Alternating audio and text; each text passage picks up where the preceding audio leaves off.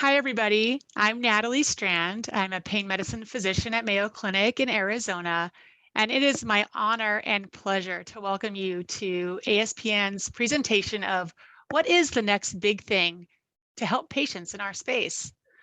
Over the next hour, we will hear experts discussing what they think is the next big thing. What new advancements should really grab our attention? What is coming out in research that we should be looking forward to? What needs to be studied to get the best data that is still missing? Whether it's neuromodulation of the central nervous system, addressing glial cells, maybe new fusion techniques of the SI joint, perhaps peripheral nerve stimulation, maybe it's radiofrequency ablation of the large and small joints. It could be regenerative medicine. Whatever it is, we will hear from nationally acclaimed pain medicine experts to give you their opinion in bite-sized bits for you to really comprehend what they think is the next big thing. We're going to put our experts in the hot seat for you. They're going to give a 1-minute opinion presentation and then an additional 30 seconds to answer a moderated question. This is truly an exceptional experience to get so many expert opinions in a short amount of time. I'm really looking forward to tonight. I'm happy that all of you are here. And with that, I hope you enjoy ASPN's presentation of what is the next big thing to help patients in our space. Well, it was great to hear from Natalie Strand. I think, Natalie's tone here quite well. Hear from our friends and colleagues and what they think the next big thing would be. I'd love to have a time machine, Dawood, to see in a few years who has the best perspective. Welcome, everyone.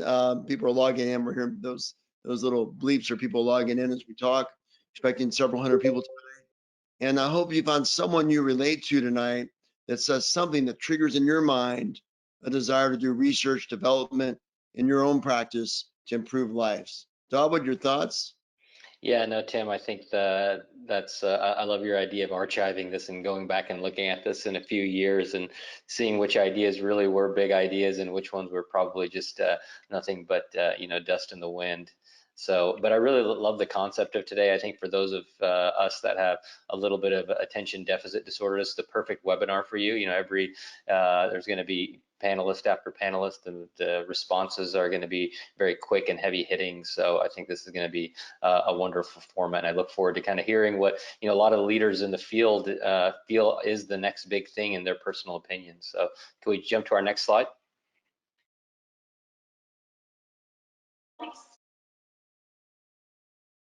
I think we actually, before we jump into Cas, okay, we'll just jump into Cas. That's how we roll. I think we're gonna give an example, Cas, first. I think the plan is let's roll back one more. Yeah, before. We're gonna roll back to the whole Cas for 1 second. Although Cas, you look beautiful tonight. Thanks for joining us. We're gonna give an example. So Dawood's gonna do his 1 minute. We're gonna have a timer up for 1 minute, and then example. Then I'm gonna ask him a moderated question. I'll do the same, and then we'll give it to Cas to take over the first panel. Dawood, what's your big idea?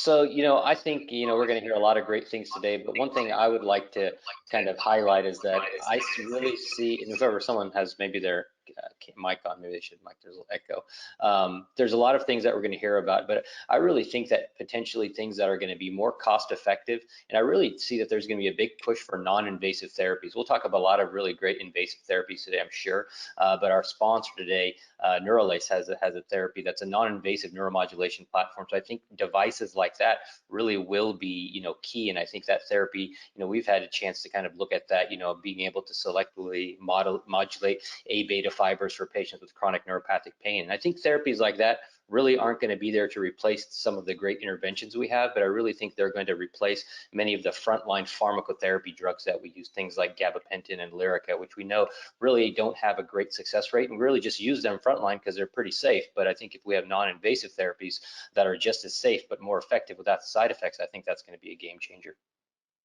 Now, Dawood, where are we? So your follow-up question is this: where are we on that journey to less invasive therapies? Are we just beginning, or is it going to be a long, slow ride? You know, I think we're pretty early right now. I think, you know, we're getting there quickly. You know, again, with the axon therapy that's just recently been FDA approved, so it's, you know, it's FDA approved. I think it's a big first step. But now we have to follow that up with data. We have a multi-center study with myself and Dr. Caparel and a few others across the country. So I think data and access will be the next step. And then I think, you know, cost effectiveness of these therapies is really what's going to be key in the future. We got to make sure that these are, you know, very cost effective compared to what is considered standard therapy. Great, big idea. So now I'll So, give you mine. I put myself on the timer here. The big idea is, got the word big in it. It's big data. Going forward, big data is going to be the answer. If we can have 500,000 lives over time with a device and figure out which of those patients respond to that device and which don't, we can use big data to be really helpful in patient selection and predicting outcomes in advance. Also, we can use big data to look for signals. What are we missing? Who is those going untreated? And really, where can we best spend our resources to be socioeconomically valuable as interventional spine and nerve treatment physicians? So to me, it's going to be collecting big data and then analyzing the big data in an objective fashion to predict analytically what to do in each patient. That's going to be more important when you have many tools in your toolbox, we'll talk about tonight, to make sure we have a good predictive model. And the first step in that is big data collection and big data breakdown and big data summaries and then big data application to patients. So Darwin, that's my big idea for tonight. yeah, and I guess I love that idea. I think I agree with you 100%. My old question when it comes to big data, who controls big data and who, you know, intervenes on it? Because there can be some conflicts. Is it industry? Is it physicians? Is it healthcare payers? Is it CMS? Who's going to really kind of control that in the future? Oh, the great question. And so my 30-second answer would be, you know, right now I just did a study with some colleagues and we're submitted for publication about 250,000 lives looking at rechargeable versus non-rechargeable batteries and how long they last. I'll be presenting that at several meetings this year as we get that final data set. And that's a good example. That came from the Medicare data bank. So I think a lot of people will control big data. As we do that, we're gonna have to then look at the source and look at the limitations of each big data set. And in some cases, compare different data sets to see which one has different signals and look for similar signals within different comparators. So that'll be the answer. I think it'll be controlled by multiple different people, and the bias will be in the collection process. And we'll have to break that down. So there's our big data, our big ideas for Darwin and I. Kaz, we'll bring you on now. Next slide, please, to run your panel. And Darwin, I'll be back in about 30 minutes to give our thoughts on the panels. Well, good evening, everyone. Thank you so much for joining us. Dr. Syed, Dr. Deer, thank you so much for this opportunity. I've been excited about this particular webinar for a long time, mainly because of the fact that I'm going to hear from a lot of our colleagues and I'm going to learn new things. And I want to know what the next big thing is for every single friend, every single key opinion leader and colleague that I have out there. With my group, we decided to go with a theme. We looked at treatment gaps within our space. And it seems to me that discogenic pain and axial low back pain continues to be a very difficult problem to treat in our space. And this continues to be a big treatment gap for us. So I gathered a team of key opinion leaders, experts from every single faction and every single specialty into my group to talk about just that. We're going to start with none other than Dr. Doug Beal, who's a superstar interventional radiologist. He's not only a dear friend, he's published hundreds of papers on various treatments for degenerative disc disease. Doug, what's the next big thing, my friend? Kaz, the next big thing is Viadisc for the intervertebral disc. So for discogenic back pain, we have very few things. We have laser vertebral nerve ablation for vertebrogenic back pain, but that's on down the road. These are patients 50s and 60s, but what about the patients 30s and 40s?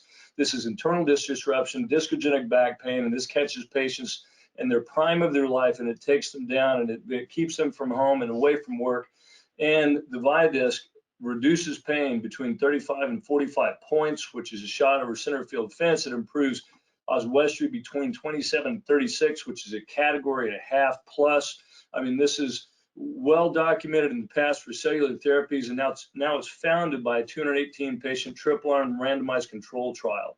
So not only that, we have the ability to go down the biologics licensing pathway with this. We also have ViaDisc NP, which goes down not the 351, but the 361 pathway for minimally manipulated homologous use. So this is something that can be used right off the shelf, and we're going to start a trial coming up, a pilot trial in the US of 30 patients to compare and contrast the safety and effectiveness of this, and hopefully this will be the next big thing propagated for immediate use for those patients with discogenic back pain. I love to hear that. And I love the fact that we're about to start a study to have the kind of evidence we need for this. When do you think we're going to have some preliminary data available from this particular study? This should start really quickly. So we just got provisional approval this week, which is very timely for this is the first word out on this webinar tonight. And so we're going to start the trial as soon as we get the word go, which I would suspect this to be maybe around the calendar year, maybe slightly before that. We already have patients in the repository. So everybody in this trial already has a stable of patients ready to go. This should be enrolled within 30 days, maybe 6 weeks.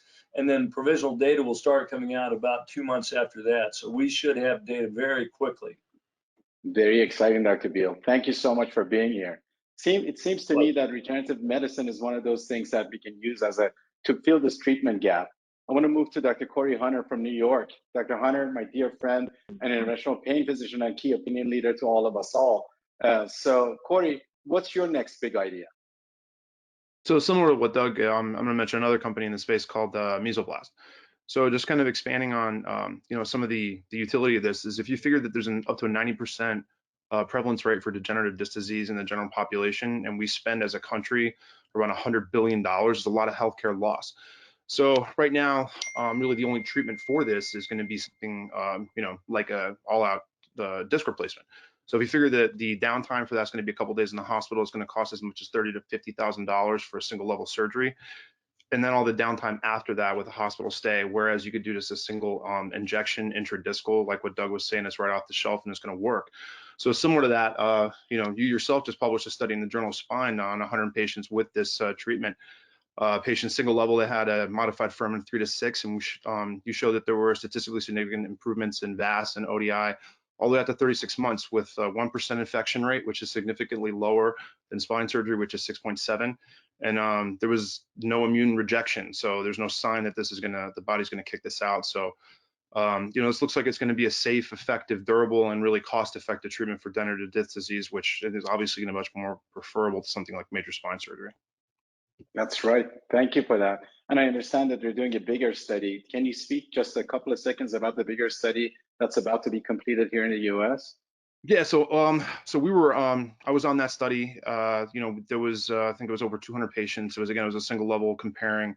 I think there was different cell counts, and the vehicle for it was hyaluronic acid. Again, it was a single level. We're looking at VAS ODI, so that's going to hopefully come out soon. But it's a multi-center, very large study, which is going to have some really fantastic data, hopefully. Excellent, Dr. Hunter. Always a pleasure. Thank you so much for that info.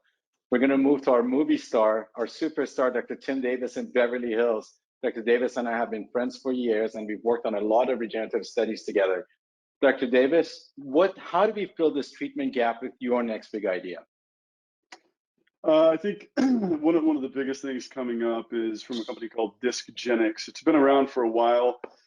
And what they have is IDCT. It's an injectable discogenic cell therapy. And what it is, it's an allogeneic cell that is, we studied it for mild to moderate disc degeneration, but it's a discogenic cell. So it's a progenitor cell that's been derived from donated adult intervertebral disc tissue. And so there were two different studies that were going on kind of simultaneously, one in Japan with PMDA, and then the other one through the FDA here in the States. And, a few of us were on this.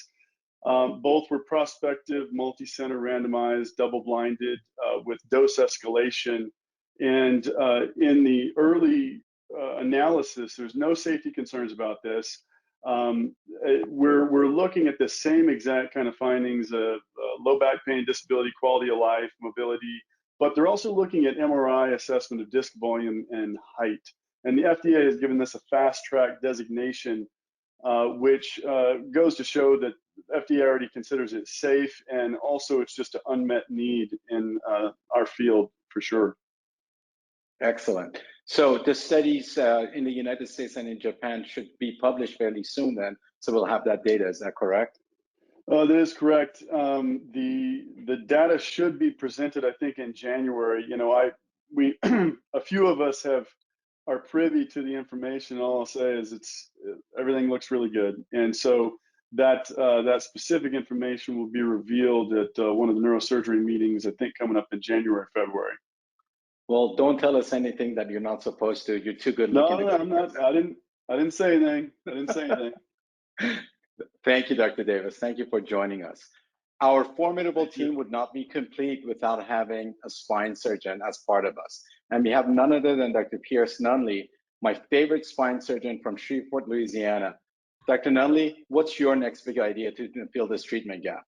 Well, first of all, thank you for letting me crash your party, but I've been involved in doing intradiscal therapies all the way back to IDED and even the DASCOR trial, and been a mesoblast and dysgenic, so we've done a lot of research in the intradiscal space, and I think the intradiscal space is really the future, even though I'm a spine surgeon.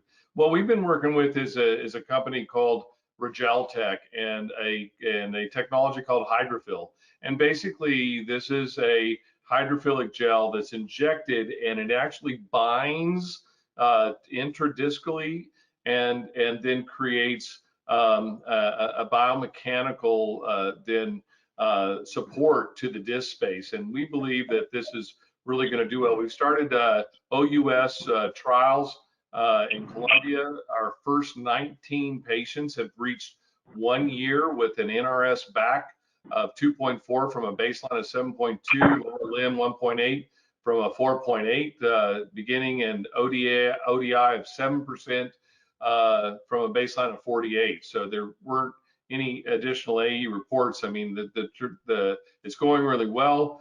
Essentially, we're starting a Canadian trial here in the next quarter, and we're going to the FDA presently. And hopefully in Q1, we'll start those discussions, and by Q2 or 3, be able to then launch a US IDE trial. I'm very excited about this technology. Sounds really exciting to me as well. So from what I understand, this is not exactly like stem cells or anything like that. It's supportive therapy. So do you think that something like this could potentially slow down the progression of disease in lumbar disc disease? Correct. So you have instability, and there's different kinds of instability. We're not good at describing that. We talk about Majabi, but that doesn't really matter, right? So in this cascade and process of disc degeneration, the more support that you can give a disc, and if it's biomechanical support that will last, has the ability of really decreasing and slowing that process down, and really being an intervention that I think is simple and easy, MIS, and has the potential of really changing the game, particularly early on in this cascade in people that maybe aren't even candidates for lumbar fusion surgery. That's beautiful. Can't wait to see the results of that study. Thank you so much, Dr. Nunley, and thank you so much for being here. For my team, we saved the best for last, my dear friend, Dr. Mark Malinowski from Twinsburg, Ohio. Mark, we've talked about a lot of different types of treatments for mild to moderate degenerative disc disease, but sometimes disc disease can become really severe. The end plates can get deteriorated. We can get edema into the vertebrae themselves, and the patients continue to have a lot of axial pain. Is there any idea to be able to fill this treatment gap? What's your next big idea? Absolutely. I think at this point in time, I think the future is going back to the basics, back to the anatomy and physiology to address microinstability. I think that's where some of the intradiscal support and regenerative aspect is showing the results, as it's addressing microinstability. But ultimately, what we want to consider is at that point when the patient is too far gone, and basivertebral nerve ablation is actually a fantastic opportunity to treat patients that otherwise don't have any other options. You have to remember that the end plate ultimately is there to not only support the structure of the lumbar spine, or the spine in general, I should say, but also it offers nutrition to the disc. And so when a breakdown occurs due to pathophysiologically processes, you've got a lot of bone marrow inflammation from the disc and the degenerative aspect of it, and that leads to more of a neuropathic and mechanical sensitization. That ultimately leads to edema, and that's when you start seeing those focal changes in the disc, the motic changes that we see. So I think ultimately the basovertebral nerve ablation really addresses not only pain but also function. You know, it's got substantial evidence to support it. You've got the SMART study, which shows 12, 24, and 5-year data. So it's effective and it's durable. And I think that's going to be a key to the future as well, is durability and simplicity. It also has the Intercept data, which Dr. Beal, who's on this panel, also is part of that. And that showed 12 and 24 months improvement at 12 and 24 months against conventional medical management. So I think going back to the basics is where we're going to go with this. And I think that explains why in years past we had significant improvement with kypho and vertebroplasty, because of that not only mechanical stability, but also the localized inflammation was addressed against the basovertebral nerve. Excellent. Thank you, Mark. So does this sound like it? I love this technology and it sounds really exciting to me. Should I be reaching for BBN instead of SCS for axial low back pain? Yeah, I think that because it doesn't necessarily involve an implant, I think it's going to offer a significant opportunity to improve patients' lives, especially in the absence of a radiating or neuropathic process, and it's isolated back pain alone. Excellent. Well, my panel is a superstar, and we're done early, so we can all go open a bottle of tequila and have a shot in to each other's health. Thank you all so much. Dr. Syed, Dr. Deer, back to you. Great job, Kaz, and great job, panelists. That was a wonderful way to kick off this. So I'm going to jump in with my session now. I have really just a big, fantastic group of all-stars, young up-and-comers within space. So I'm going to call first on Dr. Ashley Bailey Clausen. Dr. Clausen, what's the next big thing in our space? So first of all, I want to thank Aspen for hosting such an amazing lineup tonight. What a great way to hear so many different points of view. So I'm going to cheat a little because I think the next big thing in our space is a little bit twofold. Thanks to some of our amazing colleagues, such as the recent study headed up by our own Dr. Peterson, we now have some new on-label indications for the world of neuromodulation. I see us being able to establish this therapy for many more painful conditions and use this therapy way more effectively than we've been able to in the past. The other thing that I find really exciting is that for the first time as pain physicians, we actually have the ability to treat the causation of the pain. You've already heard some of the ways tonight with the biologics, but the other way we can do it is via some of our more advanced but minimally invasive surgeries. In being able to treat the causation of pain, we're no longer just chasing it, which is kind of what we've had to do in the past. To me, this changes the landscape of pain management. We can be so much more proactive than we've ever been in the past. That's the exciting future I see for our space. Great job, Ashley, and right on time. Very impressed. So to your first question, neuromodulation, what do you think is going to be the next big new indication that we're going to attack that we historically haven't done? So one of the newest ones that's just come out, and I think it's an exploding patient population, is the painful diabetic neuropathy. We've also seen a lot of newer advances with abdominal pain with Dr. Capel. Those are two places I see that we could really expand the world of neuromodulation, and I'm excited about both of those. Thank you so much, Dr. Bailey Clausen. Wonderful job. Next, I'm going to call up Dr. Alex Escobar, my good friend out of Ohio, who trained out of the Cleveland Clinic as a fellow and was got to get exposure to a lot of new and innovative things. So, Alex, what's the next big thing? So I'm gonna go out on a limb and discuss what I think the next big thing is, which is direct-to-patient modeling. And this applies to all of the impressive evidence-based technologies that have been mentioned tonight, with the ability to reach eligible candidates at every stage, whether it's avoidance, awareness, acceptance, acknowledgement, but most importantly, the action phases. And what this requires is a different messaging in order to resonate with our patients at every stage. In other words, the realization that seeking out solutions to treating their conditions is a positive step toward a better lifestyle with less pain and suffering. And these messages must be integrated throughout all of media channels, with new technologies being leveraged to gain patient acceptance. and really increase the number of prospective candidates who to take the desired action. The direct-to-patient model is a fusion between customer relations and patient education. An overall progressive strategy consists of appropriate messaging, real-time metrics, and current best practices. Great answer, great thoughts. Alex, what's the ideal medium for that in the future? How are patients going to access this? Is it your Instagram feed or is it something else? Pain-free MD, but really it's really incorporating the 3 Ps, personification, personalization, and projection. With personification, it means that the patients, they can see themselves in every form of communication. The personalization piece occurs when the patients feel that the message is aimed specifically at them. And with projection, it allows patients to see what success can look like, and it's attainable.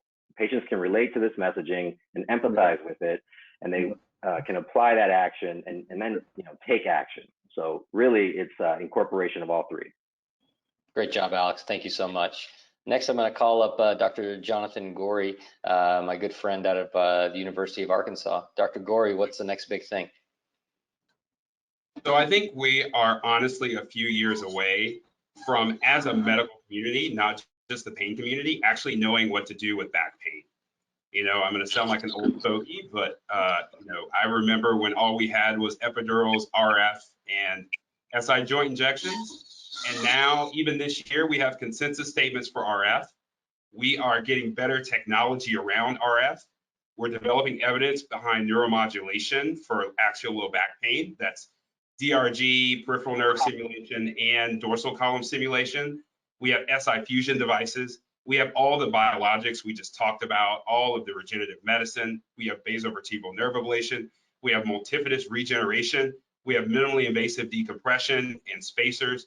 And so as we're building evidence around all these devices and figuring out when they fit for the right patient, I think in a while we're going to have papers that come out that'll be written by this group that will really tell us when to use what when.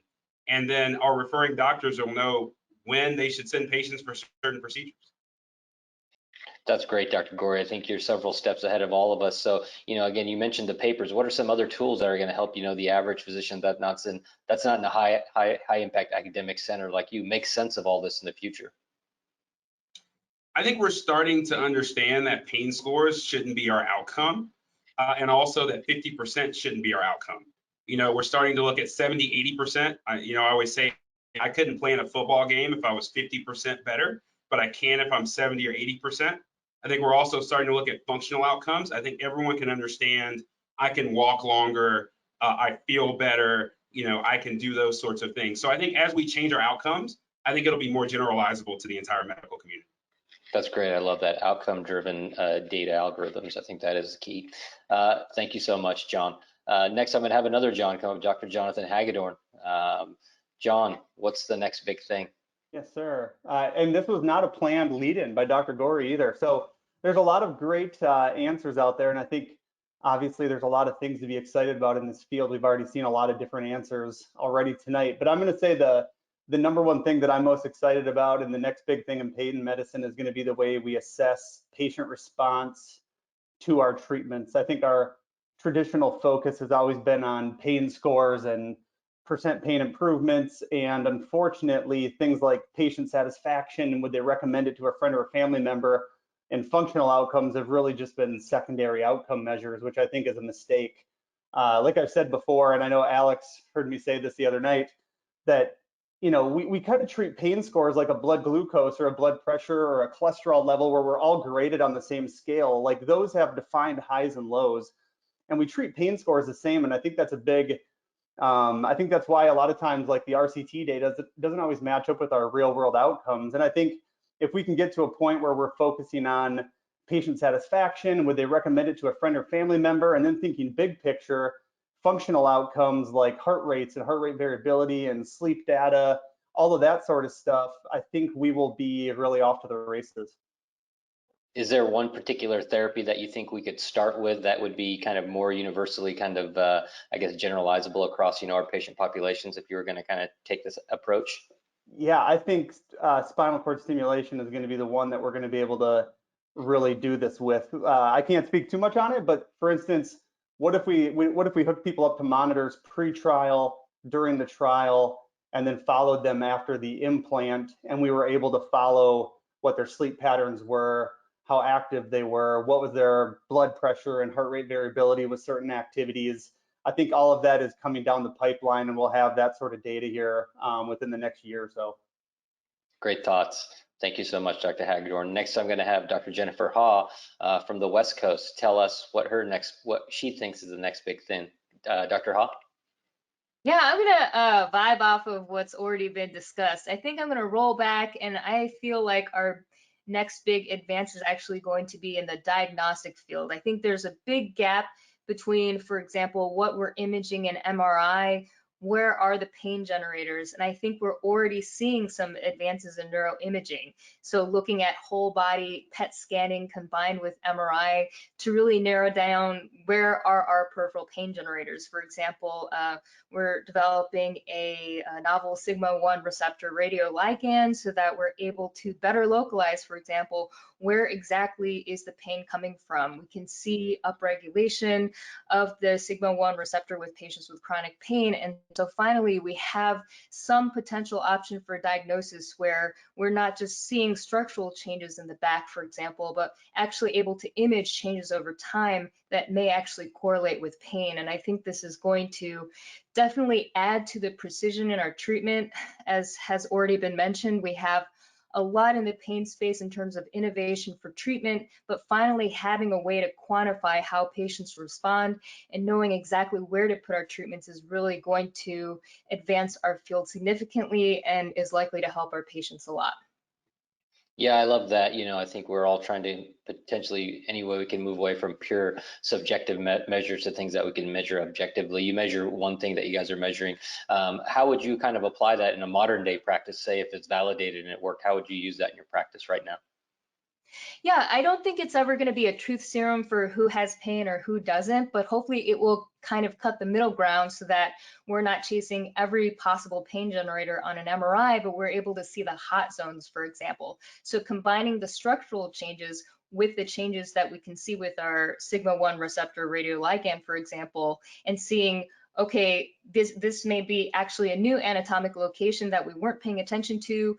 We're already seeing in certain cases that we're able to identify new pain generators just by doing this additional imaging and taking out neuromas, for example, and helping patients significantly. So just a new way of looking at the problem, a new diagnostic tool, perhaps. Great job, Dr. Haw. It's great to see that glimpse into the future. Next, we're going to have Dr. Benham Myers, who's an orthopedic spine surgeon. Dr. Myers is someone that's kind of worked on intersecting between the interventional space and the spine, orthopedic spine space. What do you think is the next big thing in the area of pain and neuroscience and orthopedics? Hey, good evening, guys. I will dress nicer next time. I get the opportunity to go last and listen to what everybody else has kind of contributed. I look at it a little bit differently. I think that we are still in the understanding the structural phases of pain generation. The main area of my focus is mostly axial low back pain, leg pain, and to some degree neck pain. And I, like everybody else here, sees that large open surgeries are going to be something in the past. And I think the next best thing at this point is identifying back pain generators specifically, and then targeting these areas for a complete pain relief or near complete pain relief without having to continually bring the patient back. So I think the next best thing is going to be a well-targeted algorithmic approach to identifying where pain is coming from. Specifically, I've had the chance to teach some of the panelists here and some other doctors maybe listening today about facet-mediated low back pain. And the next big thing is going to be the ion screw, which is going to be a minimally invasive facet screw that's going to help treat facet-mediated or facet-identified low back pain, in addition to median nerve pain that's become recalcitrant to radiofrequency ablation. That's great, Dr. Myers, and I think some of the work that you've done on that's really fascinating. I've been able to kind of see you work in the lab in that. So what do you really think as far as surgical skill sets for something like, the ion screw, a facet screw? Is that something that's going to be done, historically it's been done by orthopedic surgeons and neurosurgeons? There is something that could potentially bridge. So this is something that we are going to help bring to the forefront of bridging. These procedures allow for a surgeon and a surgical assistant. This allows for better collaboration between the pain management physician and the neurosurgeon or the orthopedic spine surgeon. Also, there's going to have to be, alacrity in placing the dowels before placing the screw, so it's placed safely and reproducibly. But I think it's something that in the hands of any skilled operator or technician, they'll be able to place it with fairly good specificity. Thank you so much, Dr. Myers. I'm really excited to see what can happen with that new product when it comes to the market in the next few months. Next, I'll have my good friend, Dr. Jay Shaw, from the East Coast. Dr. Shaw, what's the next big thing? Hey, good evening, everybody. I'd like to bring a little bit of a different perspective to answer this question. I really think that with the rapid innovation in our field with respect to minimally invasive spine, implantable therapies, neuromodulation, advanced targets, indications, as well as advanced product lines across all commercial companies, I think it's really going to push the envelope in terms of our subjective and objective data that we have.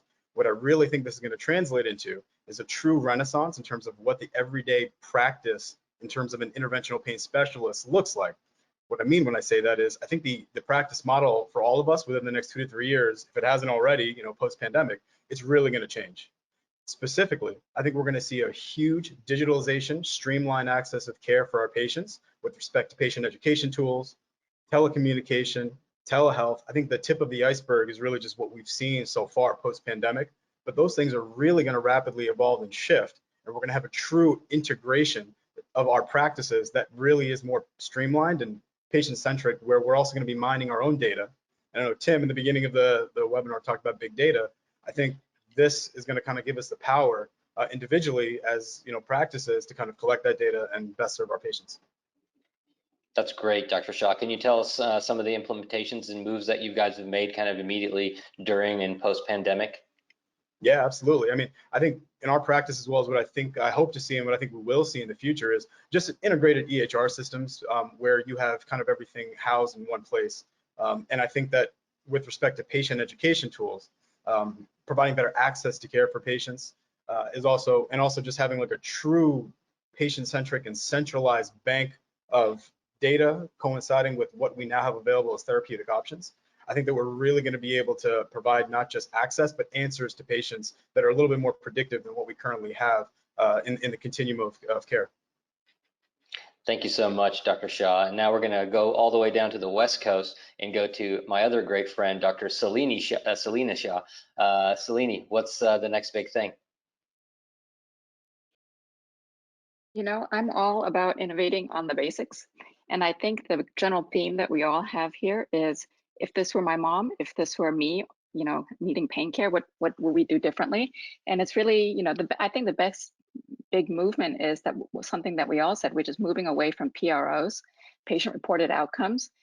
And ideally, if I had my finger on the pulse or a wish list, it would be, kind of creating a sensor, a biological sensor that can measure how we transmit our signals and also pain perception, and seeing where the imbalances or where the deficits are. And so we can kind of get a clearer picture how much of this is a perception issue and how much of this is a signaling transduction issue. And so I think that would help with the efficacy of our interventions and also help our relationship with payers, quite frankly. And I think, where I see medicine as a field going, ideally, in an ideal world, would be back to the basics, where it's just the patient and physician relationship. And patients are happy because what we gave them worked, because we knew it was going to work. And physicians are happy because that administrative burden and the regulatory headache is gone. And we're healthier, both mentally and physically, everyone as a population. That's great, Dr. Shaw. So, you talked about, I think there's been an undercurrent here of, looking at outcomes. You mentioned something like a sensor. Who pays for the sensor? Is it something the patient has to pay for? Is it the payer? Is it kind of bundled into the procedure? How are we what are the health economics around some of these things that are measures, but, how do we pay for this stuff? You know, if you look at healthcare economics in terms of diagnostic tools, we spend a plethora of money on diagnosing correctly in this country. So just like an MRI, CAT scan, it's not much different. Implanting a sensor, I think, is a physician fee, pro fee, and then getting the diagnostic information. It's not much different than many other diagnostic tools, and really gives us a more objective mechanism for what we're doing. You look, everything we do in healthcare is management, right? We manage blood pressure, we manage things. We don't actually cure blood pressure or cure things. So, or very rarely do we.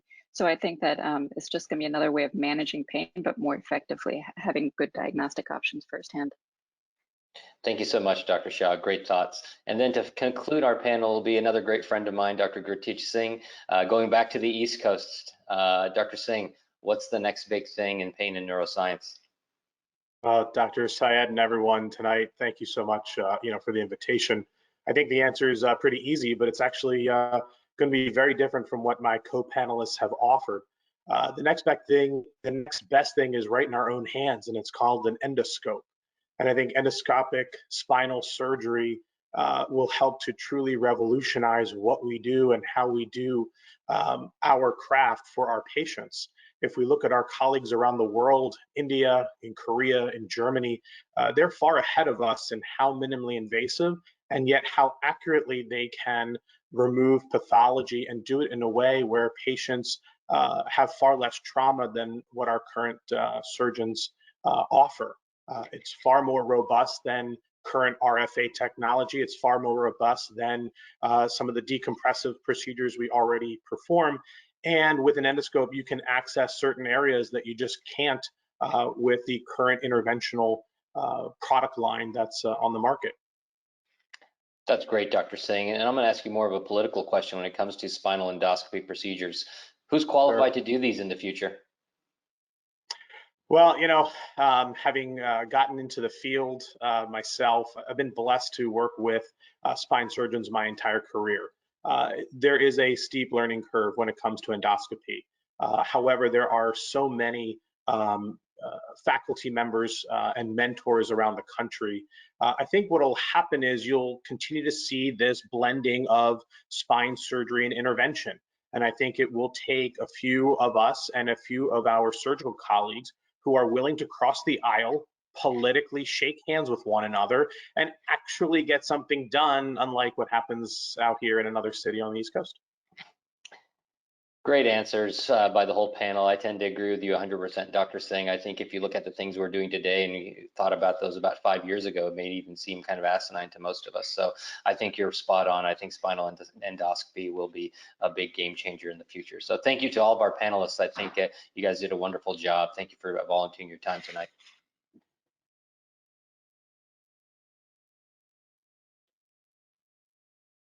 Well, Darwin, what a great first half. We're at halftime now. I think Dr. Pope's going to join us here in a moment. So, Jason, you have to watch the first half of the show. What's your favorite 2 ideas so far? Wow. I mean, I would say I'm really excited about the regenerative medicine component to treating axial low back pain. I wasn't aware of all the data that's been generated, so really excited about that. And then secondarily, I've been a proponent of patient-reported outcomes and big data for a long time, so I'm really excited to see that if we have the ability to share the outcomes that we have amongst each other and with our patients and with industry and with payers transparently, it's not going to do anything but transform our space. So I'm really excited about that. Darwin, what's really resonates with you? I mean, I think a lot of it, I think there seems to be a big quench for us to kind of move away from, the typical, pain scores, NRS and VAS, and kind of figuring out, what's an ideal way to target. I really like what Jennifer had to say about, using some biomarkers and some of our spinal diagnostics to really kind of figure out exactly what's, causing patients pain. But then I also like some of the more, kind of focused things, Dr. Myers talking about, a minimally invasive facet screw, just, delivering therapies in a much less invasive, safer way for patients than historically been done is always something that gets me pretty excited about the future for our patients. Well, for me, I think I've been involved in some of the discogenic studies So far, nothing's impressed me that much. But I think we're this close, right, to getting the right therapy and the right study. So I do think if one of those therapies works, and my guess would be one of them will, I'm not sure which one, but if we prospectively show they work, it could really change the whole field. And then secondly, I like all the several ideas around how to better predict outcomes to predict who will do well. So those were the two ideas that resonate most with me. I think they both will be enduring, and we'll see where they go. So with that, we go into part 2 of the webinar. Dr. Pope, it's all yours, my friend. Great. Tim Dawood, thank you. And so we're going to kick off the second half here, and we've assembled quite the team to help describe the concepts of the next big thing in our space. And I'm going to start with really good friend and colleague of mine, Dr. Harjo Bandal. So what is the next big thing in our space? Yeah, thank you to all the moderators for inviting me for this discussion. I believe that one of the next big things to help patients in our space will be the evolution of spinal stimulation therapy with closed loop stimulation.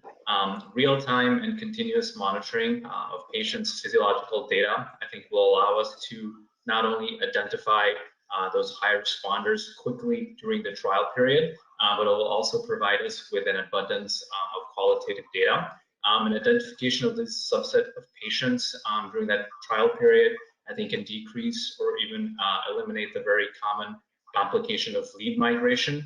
And it can also potentially help our sicker and older patients who need to hold their anticoagulation be better candidates for these trials. But more importantly, I think it'll allow us to qualitatively identify patients with treatable pathologies that do not respond well to spinal stimulation therapy. And in the future, I'm hoping that this data will allow us to better understand these action potentials and come up with new waveforms, which may be patient specific and provide personalized therapy for our patients in the future. Yeah, there's a lot of excitement surrounding spinal cord stimulation and a lot of innovation.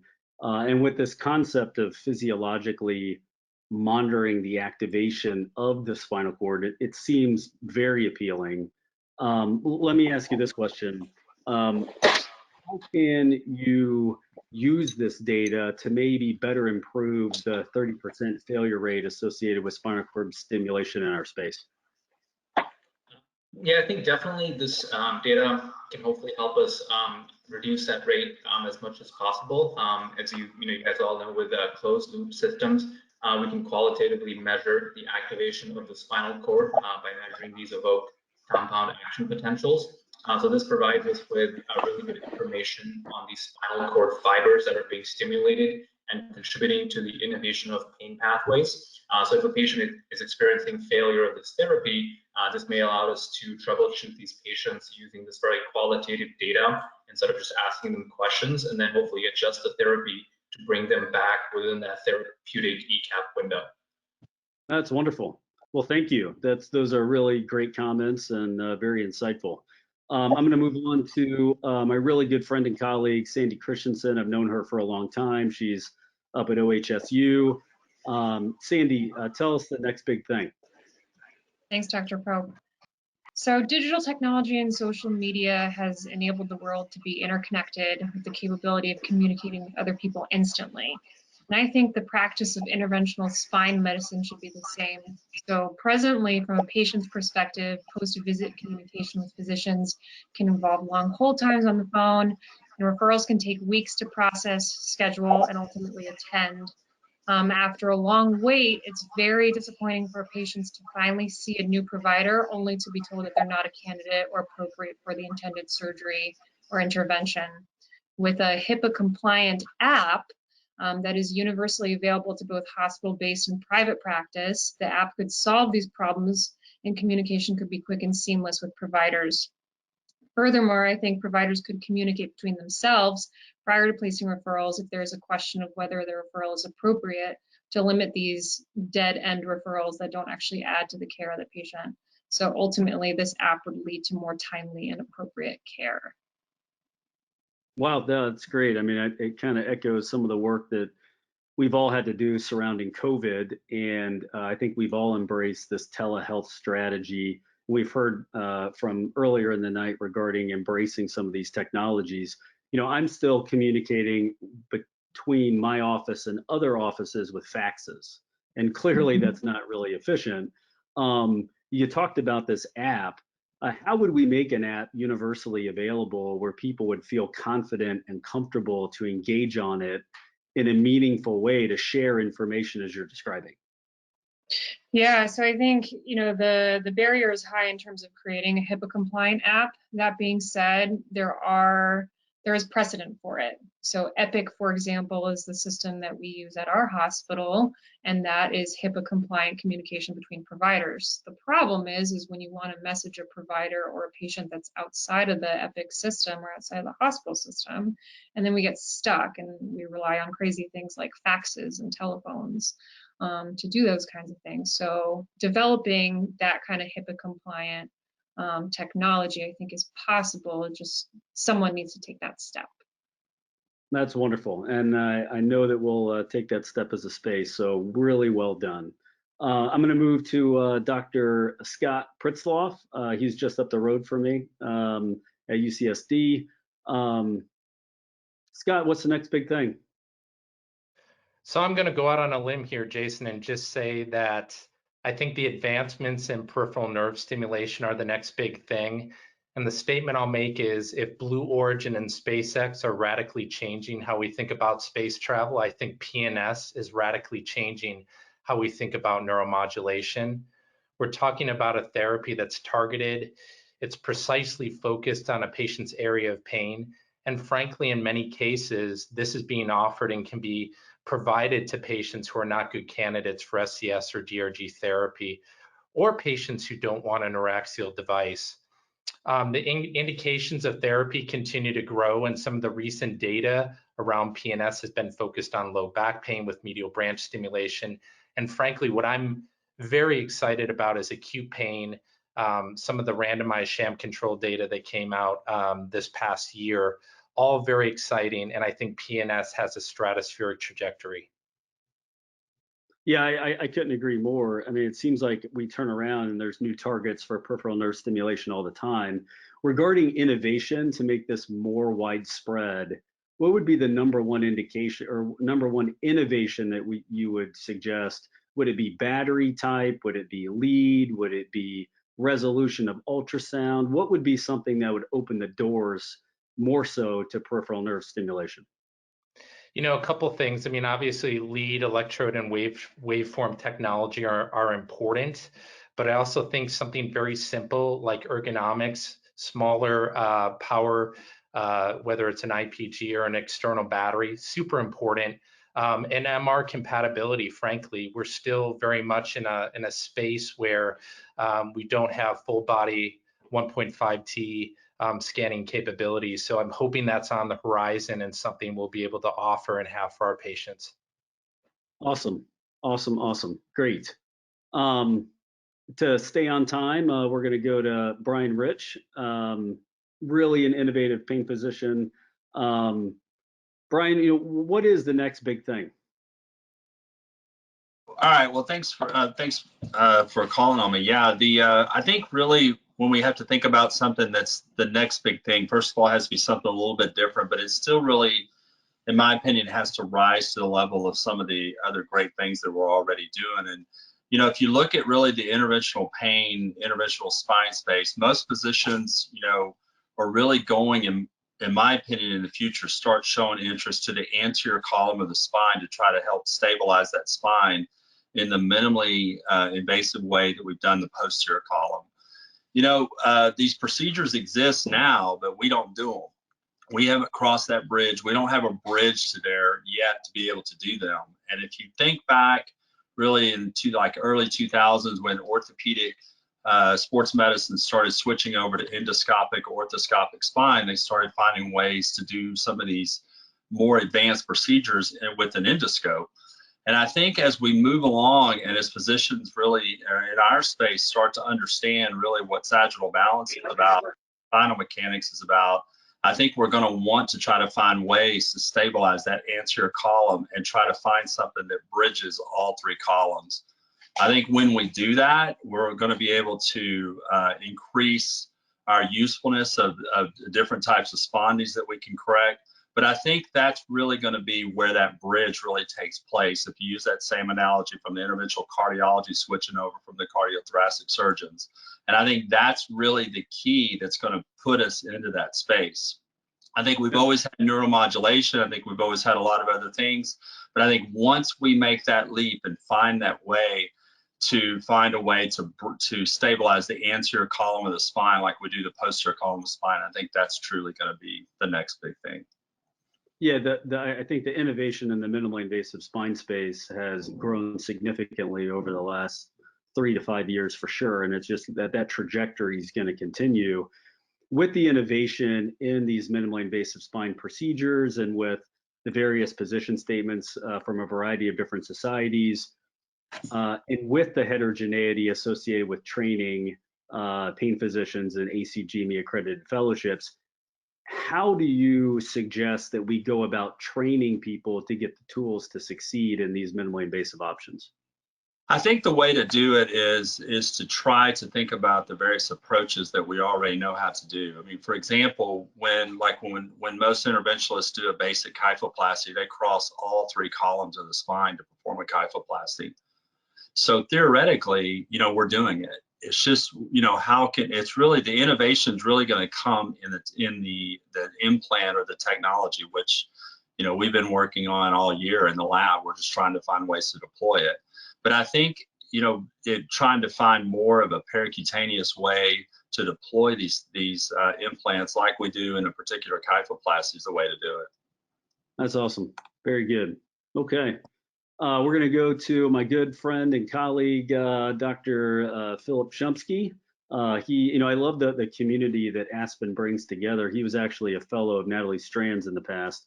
So, Phil, tell me what the next big thing is. Thank you, Dr. Pope. So I believe that the next big thing to help patients in our space is the continued evolution of us, the pain physician.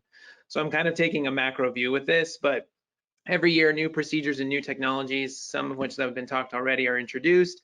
And I believe in order to continue to advance our space, we as providers need to evolve and adopt these new advanced techniques and work to implement them into our practice. It's easy to get really stuck in offering the same continuous loop of procedures that we're all comfortable with, but it's vital to the care of our patients that we continue to push our own comfort levels and work to adopt these new evidence-based procedures. Whether it be applying minimally invasive SI joint fusions, spinal cord decompression, or spinous process fixation with decompression, by continuing to evolve as practitioners, it gives us the best ability to provide up-to-date, innovative, and the best care for our patients, which in the end is what we're all striving for anyway. No, I love the macro view. That's great. With this evolving pain care algorithm that we're developing as these new enter into our space, how do you envision that we best improve patient access to these new therapies? That's a great question. So I think the best way to adopt these new novel and kind of new techniques into our pain treatment algorithms is to really focus on the data that these techniques are introduced with. By using that data and really diving into it, assuming that it's good data, we can better select the right patient, the right procedure sooner, and thereby providing them with the best and most sustainable relief going forward. Very good, very good. We're going to head over to Southlake, Texas. Chad Stevens, what's the next big thing? All those answers were really awesome and kind of made me rethink a little bit of what I was going to say. But first of all, I know along the lines of we're thinking about ways to track outcomes. There's something called Algos Pathways that a pain physician has developed. I think might have a place in some of our practices. And there is a social media platform, if you will, that's kind of like LinkedIn, that's been put together by an orthopedic surgeon that we've been evaluating, that may be just what we're talking about for our way to communicate and to grow each other and to have interaction among physicians. I don't think I'm at liberty to say what that is quite yet, but where I think we're headed is we talk a lot about fellowship training and what that leads to in our existing practices. And so a lot of us have come out of fellowship with the skills to use a fluoroscope well, to use our hands well, to interpret data, to interpret images, and to make things happen. But our spine surgeons and neurosurgery colleagues don't quite understand that that's the baseline of what we're going to start with. And then we're going to go to meetings, we're going to go to weekends, and we're going to put a different tool in our hand, and we're going to use those same skills to accomplish a completely different set of outcomes. And so I think that we are actually, we talked about this, we have a little thing we call the conversation that AJ Rastogi and Dr. Anthony Jafrida and I do. And last week we talked about kind of where we're going. And all of us kind of decided that there's probably going to come a time where we need to have an advanced pain fellowship, where people have already done 1 year of basics and have all the skills that they need to have, but then they go on and develop their skills that are more advanced instead of having to rely on every weekend going to a meeting and learning a new skill. That maybe those that are kind of wanting to be the interventional spine specialist rather than just being run-of-the-mill injection jockeys are going to have to do additional fellowships. And so I like what Brian's saying about the anterior column stabilization, but man, if you'd have told me 5 years ago that I was going to be doing interlaminar fusion from a lateral approach with minimal tissue disruption, I'd have told you're crazy. I mean, we talked about facet screws in the last meeting. I think I would have seen us doing facet screw fixation and pars fracture fixation and other things that would have been really in our wheelhouse. But when we started getting into the space of stabilization of the spines, we're actually taking ourselves from just palliating pain with stimulators or injections or whatever else we're doing to actually changing anatomy. And I think that's really what has defined my last couple of years and will continue to define my last couple of years. And I want to highlight the fact that I came into this by hearing one of our colleagues, another Aspen teammate, tell me, hey, you got to check into this. This is something new and innovative. And when we see a lot of skill sets and a lot of ambition in each other, it's our job to kind of identify each other and get to each other. And since we're all past fellowship, I assume nobody's going to go back and do their advanced pain fellowship now at the age of insert your name and age, that I think that we probably are going to have to kind of be continually educating each other like we are, either through the social media platforms that have been put out there or through our societies or through other media such as that. That's great. I mean, very comprehensive. I don't even know that I have a question to ask you. That's perfect. So I really appreciate your comments. We're going to head over to Dr. Chow Vu, good friend and colleague, really is a up and coming physician leader, not only in my practice, but in the Western United States and the United States. So Chow, tell us a little bit about the next big thing. Thank you so much, Jason. I believe the next best thing is closed loop spinal cord stimulation. So I'm going to kind of echo a little bit of what Dr. Bondel said there. I think in the recent years, there's been this heavy focus in improving patient outcomes, and we've done this by the development of multiple SCS waveforms, and now we can even run multiple waveforms all at once. But the big question really is, do we actually know what we're doing at the level of the spinal cord? And if we did, how would this kind of change the conversation? So closed loop spinal cord stimulation itself relies on the measurement of an ECAP. And so these ECAPs provide billions of data points and kind of gives us a glimpse of what's going on at the neural level. And this is really the first time in the spinal cord stimulation space that we've been able to really capture the response of the spinal cord to stimulation with objective and reliable data, right? And so I think that these data points can really provide insight into how individuals' differences in pathologies can affect pain perception, stimulation therapy, and the response to stimulation. And we can kind of utilize this data to address current challenges within the SCS space, like habituation, or to even optimize current waveforms.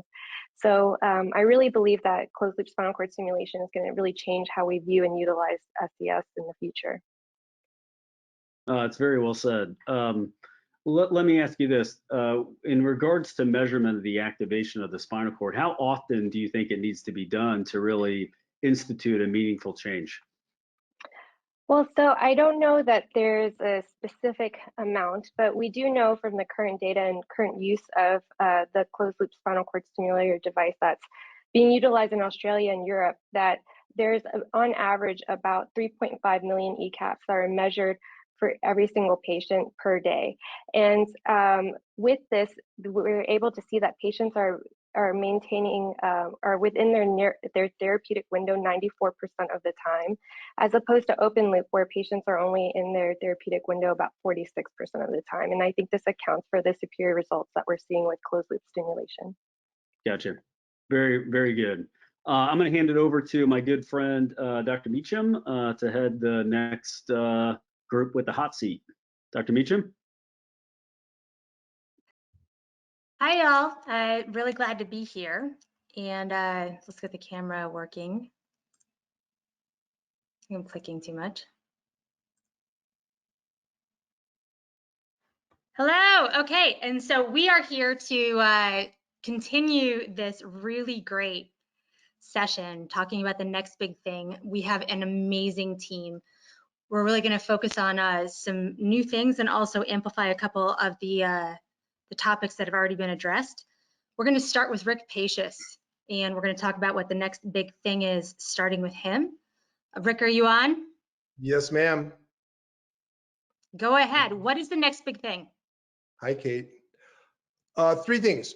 Briefly, I think within the end of the decade, most of the neuromodulation that we do will be non-invasive. Second thing is that I believe that really the most exciting aspect in the future is going to be changes in phenotypic expression of epigenetic changes that occur with chronic pain states. Example given.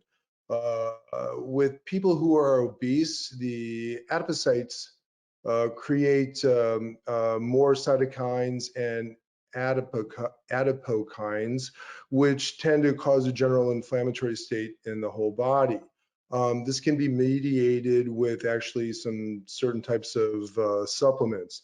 Secondly, when we look at neuropathic pain, we see that there is a definite phenotypic expression of change that happens with NAV 1.7, which is a gene mutation that occurs that augments pain. And CRISPR technology is now showing, it's not exactly CRISPR, but it's CRISPR with a Cas9 modifier, but it is something that's been shown to be significantly benefit in neuropathic pain. And the last thing, which is probably the most unlikely thing, is we live on the standard American diet, which the acronym is SAD. And if we could actually change the dietary habits of this country and not have the obesity and now approaching 50% people who are diabetic or pre-diabetic, pain would diminish significantly. Those are great points, Rick. And so I think in terms of outcomes and the informed self, I think there's a lot of opportunity if we can bring that insight back to the patients that perhaps we can help better modify by showing them that data. And so I think that there's a role in what's already been talked about in terms of making that happen. So thank you. And I think that's definitely a possibility within the realm of what's coming up next. I think in a short time, I think we will see that you are correct, that that is where things need to steer. So thank you for that. Okay, we are going to move forward because we have a lot of people and a really important insight to provide. And so Dr. Mansour Aman, so let's talk about what you think is the next big thing. And thank you so much for being here tonight. Hey, Kate, thanks for having me. Well, Kate, I think the next big thing to see adoption in our space over the next couple of years is going to be the utilization of extended reality technology. How great would it be to see these platforms be incorporated into the conservative management of our patients in lieu of some of the medications that we currently use that have a very high number needed to treat, as well as serve as an adjunct to some of the more advanced interventional therapies that we offer our patients. We all know that there's a huge affective component to pain, and these minimally invasive devices can really help modulate that in a cost-effective manner. I see this therapy falling in three large domains, one being the treatment of pain and the rehabilitation of chronic pain. What's exciting to me is a recent device that the FDA approved that's virtual reality based and is a prescription therapy for chronic low back pain. Secondary, I see this technology in Image-guided procedures. There have been studies looking at facet injections using augmented reality when compared to CT, and they had 97.5% accuracy. And lastly, I'll say in the education and training of physicians, providing access to the ever-changing climate of interventional therapies to more patients across the globe. That's amazing. And it's this 1 minute pitch time is killing me in terms of what we can discuss. And so just a plug for all that Aspen has ahead in the next couple months in terms of further discussions, including in person, about this really briefly. And so it's important for us really, what do you think are the big barriers, real briefly, about? You know, I would say the lack of level one evidence, access to technology, acceptance by insurance payers, and lastly, having a uniform set of outcome domains and measures that standardize evaluation. How do we know it's working or not? Yes, I see some themes emerging here. We will work on all of that. Thank you so much. We are going to move forward just based on time here. And so we're going to move on to Krish Chakravarthy, who I know vaguely. And so let's talk a little bit about your perspective on what you think the next big thing is. Thanks, Kate. Good evening, everybody. How are you doing? I'm really glad to be able to share my perspective. So, I've been really looking at a very fundamental fact, and there's a beautiful article by the Washington Post today. 40 to 50.2 million Americans are with chronic pain. And we see a lot of conversation around changes in waveform and implantables and how the science goes. What I'm looking to do in this next year is replace all of the over-the-counter medications with neuromodulation. Can we imagine a world tomorrow where insurance companies aren't dictating access for patients? Today, you can think about how far neuromodulation is stretched outside of the United States to the worldwide markets. We are really doing a disservice to the larger majority of patients that don't really have access. So to me, access is what I think we really have to solve. And that comes at a point where we're going to start to see these therapies come and compete with all the over-the-shelf drugs that we use, like Tylenol and et cetera. And I think we can get there in the next year or two. So super excited about making that happen. That is really exciting. And I think that there's a lot more to be said about this. And I think it's a really good segue to what Dr. D'Souza is going to talk about, which has to do with understanding how to use the amount of data that this will generate with increased access in order to see what the effects are. And so, Ryan, I'm going to have you talk a little bit about this. And then, Christian, I want you to talk a little bit more about, this is very ambitious, in a year, replacing all of the over-counter medications with neuromodulation. Let's talk a little bit about how this is going to play into big data and what impact that will be and how we're going to make this happen.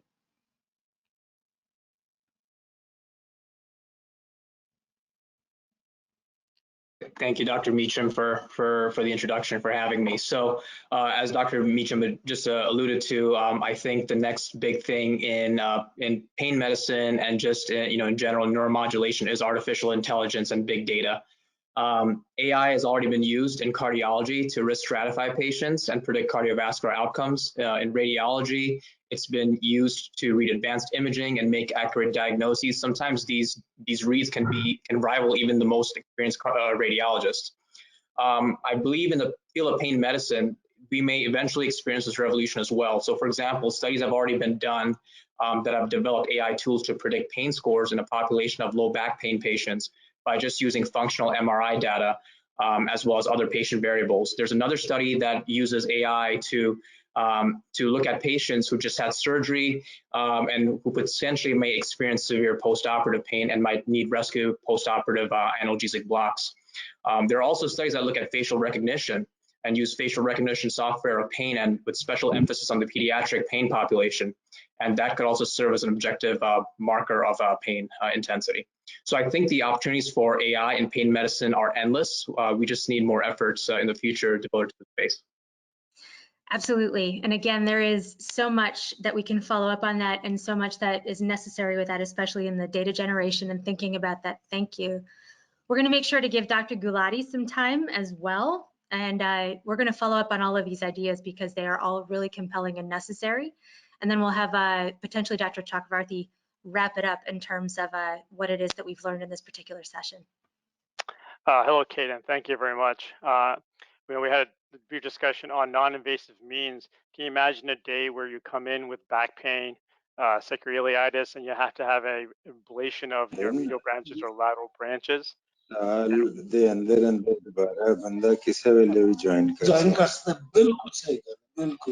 then instead of when you put a patient on the table, instead of putting a little bit of a needle through the skin, we can put a little probe that gives ultrasound energy and lesions that nerve instead. And so non-invasively causing a thermal ablation. We're at that. It's called high intensity focused ultrasound. And with these devices already available, the difference is that we can now deliver them with either ultrasound guidance or X-ray guidance. That's what we're working towards. Modular systems to do ablation and neuromodulation with ultrasound waves, which is part of the electromagnetic spectrum. And to do this, something like this would be in Star Trek. You can imagine the future doing these kind of procedures without piercing the skin. That is really compelling. And I think that that idea that we can do that without invasiveness is really, really, really important. So I think we have a couple things to wrap up. Krish, are you still there? And do you think you can, in terms of the spectrum, what are you taking out of our particular group in terms of the next big thing? And thank you all. This is really very exciting and things we can follow up in more depth at the following meetings coming up. Yeah, I think all of the folks in this panel are very profound thinkers that are really at the cutting edge of technology, and I love what Rick said about a lot of the epigenetics and where things are going in the future, and a lot of the AI integration. But the reality is we're probably looking at devices that are probably now FDA approved that are going to be launched this year. My own startup that's looking at a $60 to $80 priced unit that people can get off the shelf and is going to have all of the capabilities on autonomous programming and looking at big data. So that reality is coming. I think it's a very exciting time for neuromodulation as a space, but it'll really change the landscape in terms of how patients are going to access this and what it really means to be how a physician and patients interact. We have to really change that ecosystem altogether, and in a way that's going to be much more about getting this therapy out to the masses and more worldwide. So exciting times ahead. Absolutely. And if anybody listening is interested in any of these topics, just a quick plug for the Translational Research Committee within Aspen. Please join if you want to develop any of this and are interested. We are very active, and we are really very excited about new members in this. We've been very productive so far and have made a lot of progress in making these things happen. Great job, Dr. Meacham, as always. And I really am impressed by everyone on your panel. Rick Patience was reading my mind. I thought his answers were amazingly spot on and spoke a lot of truth. My panel is going to come on now for the last panel of the night, and then we'll have some closing thoughts. I'm really going to start with Dr. Tony George, because he's sitting here beside me in West Virginia. So, Dr. George, what's the next big thing? Thank you, Dr. Deere. So in my opinion, the next big thing is radiation exposure. So as we look at our field, it's moving more and more towards the minimally invasive space. So we're seeing ourselves spend more and more time in the OR. If you take the example of an epidural injection, probably takes us about 5 minutes to do it, but all the minimally invasive techniques that are coming out, especially spinal cord stimulation, we talk about SI joint fusion, interspinal spaces, there's more radiation exposure because it takes us more time to do them. So we got to look at the next big thing would be how do we optimize fluoroscopy so that it's not just static but dynamic, in the sense that it can optimize and reduce radiation exposure for us as we are moving towards that minimally invasive space. Thank you. Well, Tony, I love that answer. The question would be, navigation systems in the heart and the brain have been around for a long time. They're very expensive. Do you think we'll get to the point where hospital facilities or ambulatory centers will spend that money to protect us? What's your thoughts? In my opinion, I think they should. At the end of the day, it is, we do see ourselves doing a lot of procedures quite frequently. So it is something, we tend to be a high volume procedure specialists. So that is something of a need that they would have to factor in as they make these decisions. Okay, great thoughts. So next, Karen Patel, what is the next big thing in New York City? Karen, you're on mute. You're muted.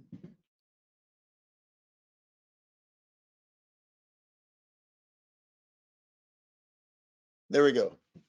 No, I'd say it's not just the next big thing in New York City, but in my opinion, it really stems from a change in therapeutic mentality. So since its inception, the field of neuromodulation has taken a palliative strategy.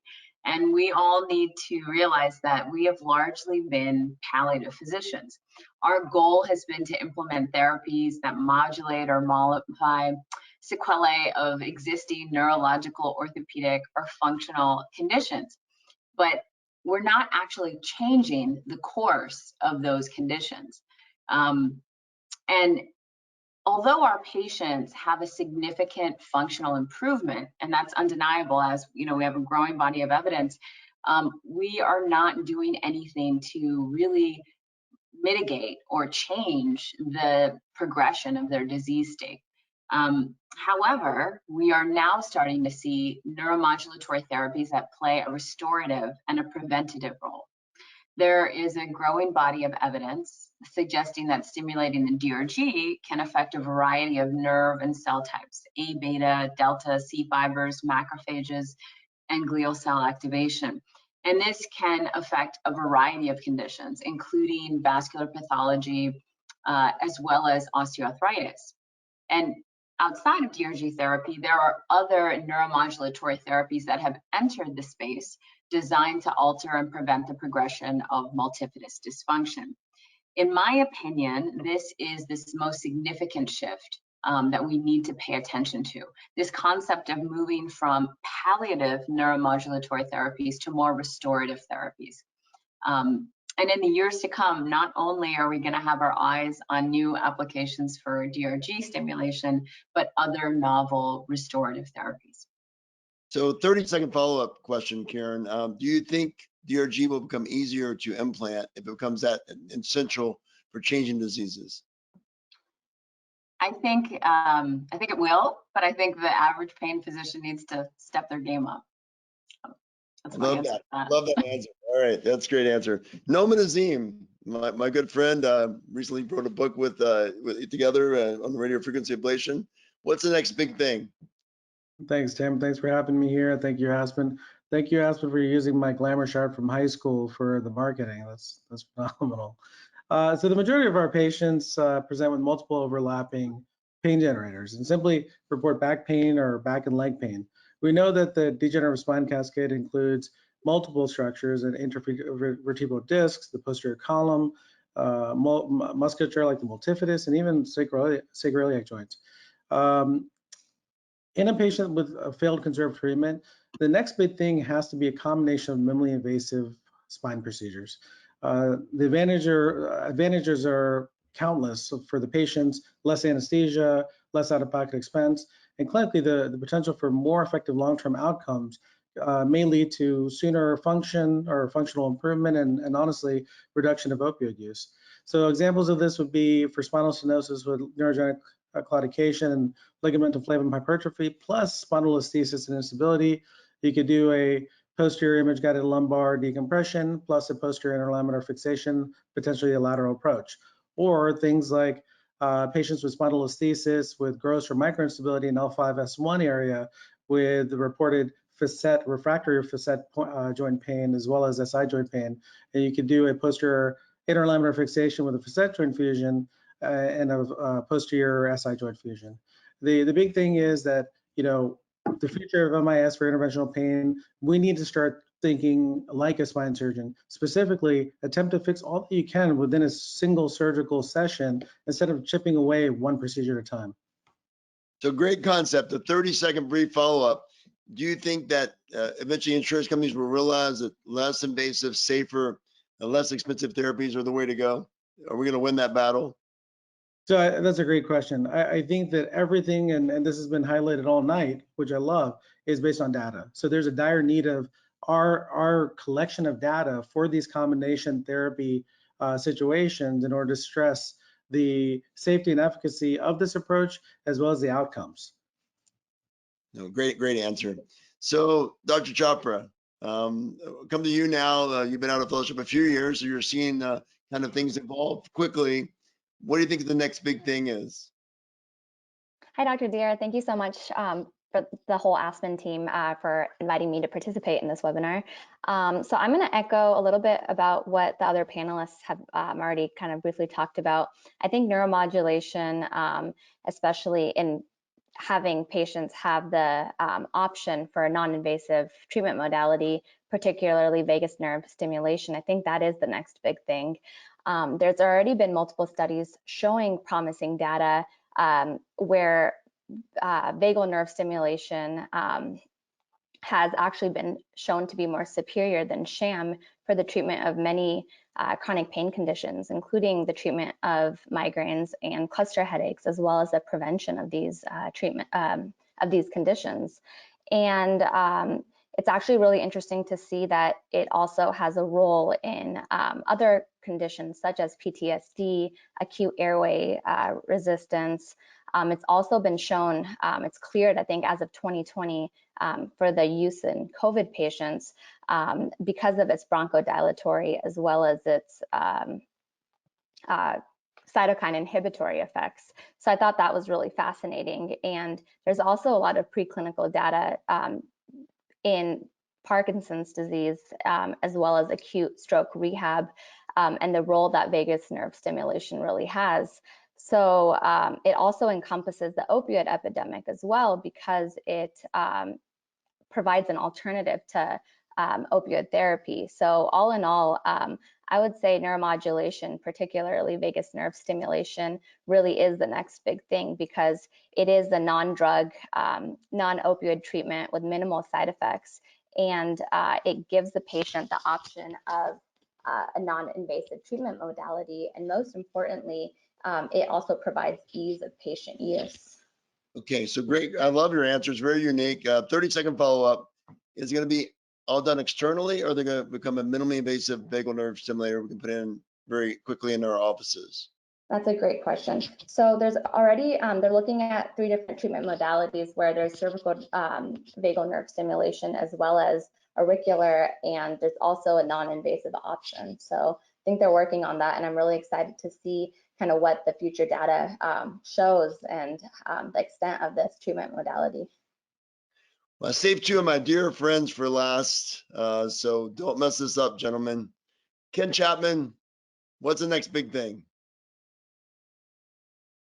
Ken, you're muted, bud. Thank you, Tim, and thank you everybody for having me here. This is really an honor and a pleasure, and I'm glad to be saved for almost last because I know when it comes down to who's going to win, making the biggest difference in the future, I'm either going to hopefully be in those top couple places because what I believe is going to be the next big thing is the progression and the advancement of neuromodulation, and that's going to be to do so on currently conditions that aren't currently being able to be treated, and that's mainly talking about nociceptive pain, non-neuropathic pain. And I think that we're well on the road to figuring this out, and we're also going to learn sooner or later how to control essentially all input and output from our central nervous system to the periphery and back. So it's going to be neuromodulation for nociceptive pain. Ken, I love that. And I know you're doing some pilot work on that. I saw some of your early work and data. I think you're a pioneer in that area. And you and Alex Benison and others working together is going to change the field. Quick 30-second follow-up for you. I wish I had an hour to talk to you about that subject. I love it. But the follow-up is this. We know that there's neurotransmitter changes in the spinal cord when you do something around the DRG. Do you think there'll be disease treatment, and again, a 30-second answer, disease treatment outside of pain? We'll be able to treat other diseases with some of these techniques. Through the DRG, there's no better way to modulate the sympathetic nervous system. We're sending, we don't think about this, but when we do spinal cord stimulation, we're sending messages up orthodromically and backwards antidromically. So when we stimulate at the DRG, we're sending signals in and we're sending signals out. They're heading into this sympathetic chain and they're just ricocheting everywhere. And so anything sympathetically mediated, peripheral vascular disease, neurogenic inflammation, which is essentially part of any kind of chronic inflammation. You know, again, the pain, you name it. Great answer. So our last but not least, Dr. Mehta, Pankaj Mehta, what's the next big thing? So thanks, Tim, for having me. So, you know, one of the things was very loud and clear listening to all my friends and mentors and colleagues over the last hour, regenerative friends, Dr. Myers, Azim, everybody, that despite robust electroceuticals for back and leg pain or body pain, we are struggling with finding treatment for mechanical pain. And I think it's really, let me answer this, what's the big thing? I think the big thing is already happening right now around us, and that's evolution in our space, that we are gracefully embracing minimally invasive spine surgeries. And I think it's a shared space. We are all doing well, data is being collected, and we have realized that what are we going to do about those younger patients who may have crossed that gate of or that landmark where the disc has already deteriorated and stability is a question, early stability.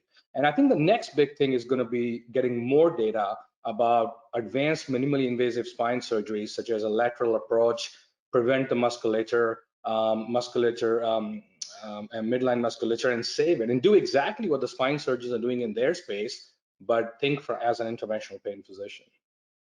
So I love your answer. I think it incorporates a lot of the goals of Aspen, and that's to work collaboratively with other people. So here's my question, my 30-second question for you. What's going to win, turf wars and possession of a space, or the patient? What wins long term? I think the long term, obviously, Tim, patient always wins at the end. And I think what's going to happen is, as the dust settles, we will all realize that this is a shared space, and we will be forced to shake hands and embrace collegiality. I mean, that's just going to happen. Yeah, that's my goal too, my friend. Well, this has been an amazing panel.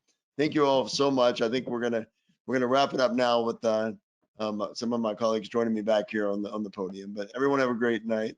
Broadwood, I think we're gonna wrap this up with Dr. Pope now. Jason, what's your final thoughts on the second half? What topics really did you think were impressive and impactful? Well, I really enjoyed the second half, largely because I think people are approaching our space very patient-centrically, which is really awesome. And I'm excited for our space because of all the people that participated on this webinar. I think that the future is bright, and I look forward to seeing which direction it goes. No, I'd love, like I said earlier in the beginning, I'd love to have and it's going to be on our website. I'm sure we'll have a couple of thousand people view this discussion tonight. I'd love to see who's right, but we had some really broad answers that can't be wrong, and we had some very specific answers that could be on the money wrong. But I do really like the epigenetic discussion. I did like the translational science discussion. I did like the minimally invasive surgical discussion, the targets. I mean, there's so many great things. So overall, I think I can't pick the winner yet. I think it needs about 5 years to resolve that issue. Darwin, you want to say a few things and then close out with our 2022 annual meeting announcement? Yeah, absolutely. I think I want to close out with, I think I know what the answer is to what the next big thing is. And I think what the answer is, it's plainly obvious.